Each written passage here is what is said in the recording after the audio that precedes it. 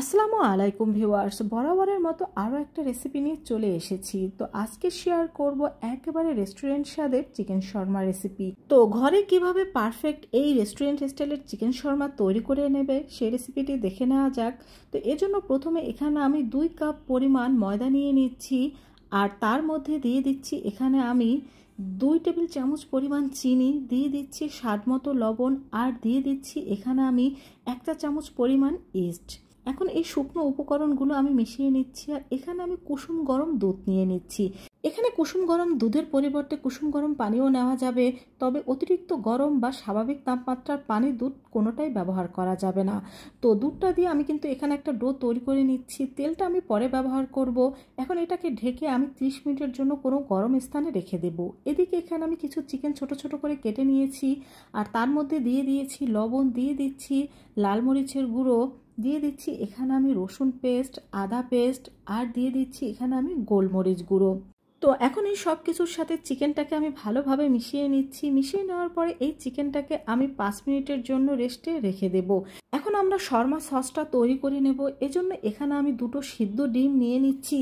2 table চামচ পরিমাণ দিয়ে দিচ্ছি গুঁড়ো দুধ, দিয়ে দিচ্ছি 1 টেবিল চামচ পরিমাণ ভিনেগার, 2 টেবিল চামচ পরিমাণ রেগুলার সয়াবিন তেল, আর দিয়ে দিচ্ছি এখানে 2 টেবিল চামচ পরিমাণ চিনি, দিয়ে দিচ্ছি চিলি ফ্লেক্স ঝালের জন্য। ঝালটা আপনারা আপনাদের টেস্ট অনুযায়ী ব্যবহার করবেন। দিয়ে দিচ্ছি স্বাদ মতো লবণ, আর দিয়ে দিচ্ছি এখানে আমি গোলমরিচ গুঁড়ো, আর দিয়ে দিচ্ছি 2 টেবিল চামচ পরিমাণ পানি, আর সামান্য একটু রসুন পেস্ট। এখানে আমি আস্ত রসুনটা ব্যবহার করিনি, দেখা যায় সেটা কিছুটা আবার আস্ত থেকে যায়, এজন্য বাটা রসুনটা ব্যবহার করেছি। তো এটা আমি ব্লেন্ড করে নিয়েছি।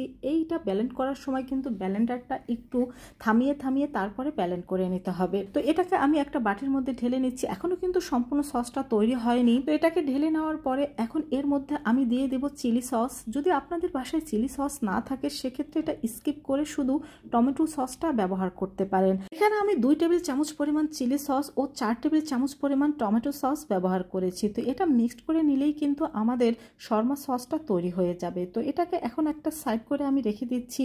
আর যে চিকেনটা আমরা ম্যারিনেশন করে রেখেছিলাম, প্যানে সামান্য একটু তেল দিয়ে সেই চিকেনটা এর মধ্যে দিয়ে আমরা ভালোভাবে ভেজে নেব।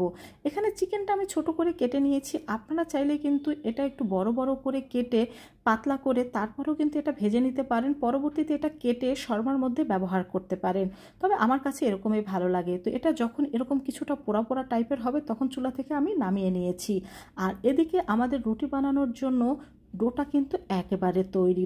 এখন এই ডোর ভেতর থেকে আমি বাতাসটা বের করে নেব, আর এর মধ্যে এখন আমি দিয়ে দেব 1 টেবিল চামচ পরিমাণ রেগুলার সয়াবিন তেল। তেলটা চাইলে আপনারা আগেও ব্যবহার করতে পারেন, আবার এই অবস্থাতেও ব্যবহার করা যাবে। তো এটাকে এখন আমি ভালোভাবে একটু সময় নিয়ে মেখে নেব। এই ডোটা যতটা সফট হবে রুটিও কিন্তু ততটা সফট হবে। এই তো আমার ডোটা তৈরি। এখন এর থেকে আমি রুটি বানানোর জন্য লেচি কেটে নেব।